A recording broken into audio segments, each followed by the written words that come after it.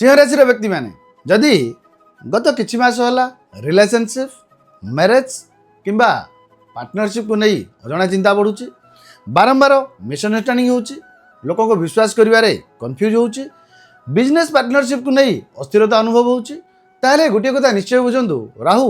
वर्तमान आपणकर सप्तम भाव कुंभ राशि रे रही आपणकर राशि को प्रभावित करुछन किंतु मुझे गोटे कथा एकदम क्लियर करता चाहूँगी वर्तमान जो राहुंर गोचर आपणकर कुंडली राहु को मध्य एक्टिवेट करता है जदि आप कुंडली रे राहु पीड़ित अच्छा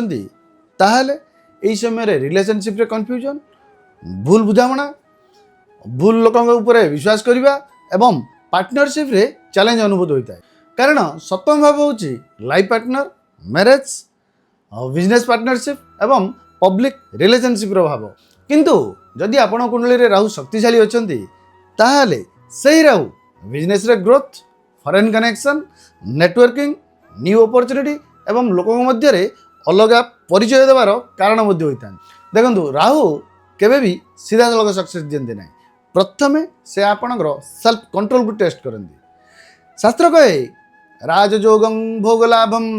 राहु सक्ष विवर्धन मोहनिशा वसात राहु पतनम करोति निश्चितम अर्थात राहु राजयोग और भोग सम्मान दियंती किंतु मनुष्य मोह लोभ भ्रम एवं निशारे पड़े से राहु तार पतन एणु राहुंर मायर बाहर रिलेशनशिप रे कौन बड़ डिसीजन नवा पूर्व टिके भल भाव चिंता करूँ बिजनेस पार्टनरशिप रे सबकि क्लीयर रखु खराब सांग एवं नेगेटिव लोकों ठारू दूरे रुहतु सर्टकट इलीगल किंबा बैड एडिक्शन ठारू दूरे रुहतु घरे पड़ी अनावश्यक किंबा भंगा इलेक्ट्रोनिक जिनिस को तुरंत हटातु प्रतिदिन 10-15 मिनट मेडिटेशन करूँ प्रति बुधवार माँ दुर्गा गायत्री मंत्र पाठ करूँ ओम कात्यायने विद्महे कन्या कुमारे धीमहि तन्नो दुर्गा प्रचोदयात् मन रखु राहु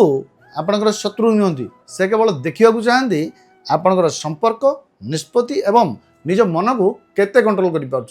जो दिन आप राहुर माया को बुझीजे से दिन ठारू भ्रम नुहे सठिक संपर्क एवं सठिक सुजोग को चिन्हवा आरंभ करेंगे निजर पॉजिटिव राहु को एक्टिवेट कर एक संकल्प नहीं कमेंट बॉक्स रे गोटे जय माँ दुर्गा लिखि दिंतु अधिक इनफॉर्मेटिव वीडियो